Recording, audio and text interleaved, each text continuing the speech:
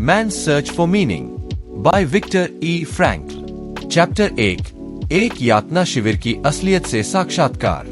Victor Frankel एक ऑस्ट्रियाई neurologist और मनोचिकित्सक थे जिन्हें नाजियों ने कई सालों तक ऑश्विच और अन्य कंसंट्रेशन कैंप्स में कैद रखा।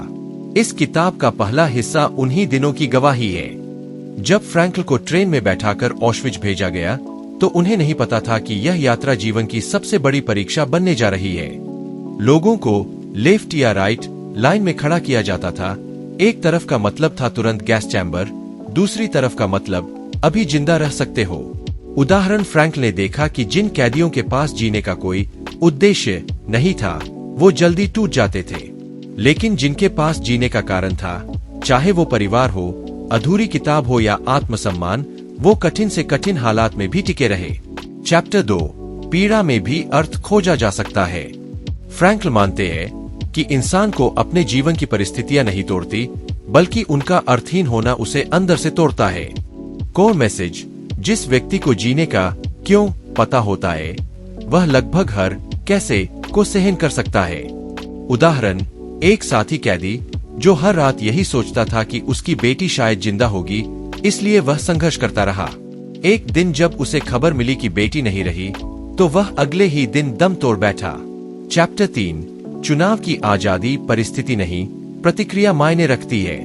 फ्रैंकल ने लिखा है कि कैद में होने के बावजूद उन्हें यह स्वतंत्रता हमेशा रही कि वे कैसा सोचे और कैसे प्रतिक्रिया दे।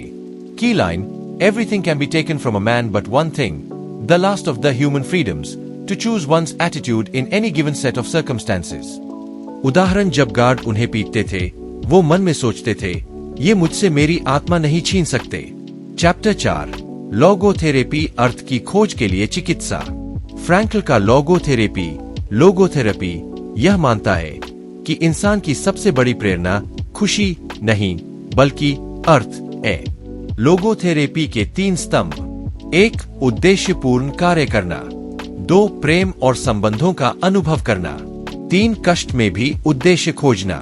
प्रैक्टिकल उदाहरण, एक व्यक्ति जिसने अपने बेटे के लिए जीना चुना, एक महिला जो कैंसर के बावजूद दूसरों को प्रेरित करती रही, और एक शिक्षक जिसने बच्चों को शिक्षा देकर अपने दर्द को ताकत बनाया।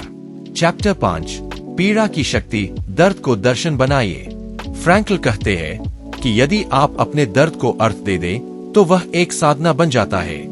केस स्टडी, फ्रैंकल ने कैंप में एक मरीज की आत्महत्या रोक दी जब उन्होंने उससे कहा, अगर तुम्हारे जीवन का कोई अर्थ नहीं है तो क्या तुम दूसरों को ये सिखाना नहीं चाहोगे कि पीड़ा में भी गरिमा रखी जा सकती है।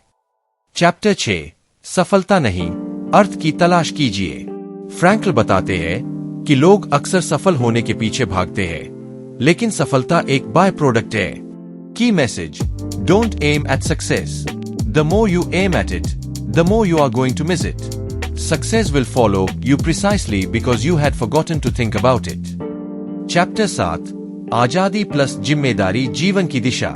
फ्रैंकल मानते हैं कि हर व्यक्ति को अपने जीवन के अर्थ की तलाश करनी चाहिए, लेकिन उसके साथ जिम्मेदारी भी लेनी चाहिए।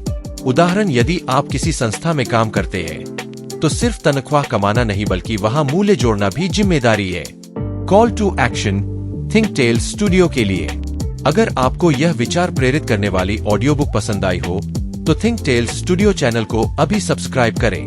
हम हर हफ्ते आपके लिए लाते हैं विश्व की सबसे प्रभावशाली किताबों की गहराई से समझाई गई हिंदी समरी, वो भी कहानियों और उदाहरणों के साथ। वीडियो को लाइक कीजिए, दोस्तों के साथ शेयर कीजिए और कमेंट करके बताइए कि आपने इस किताब से सबसे गहरी सीख क्या पाई।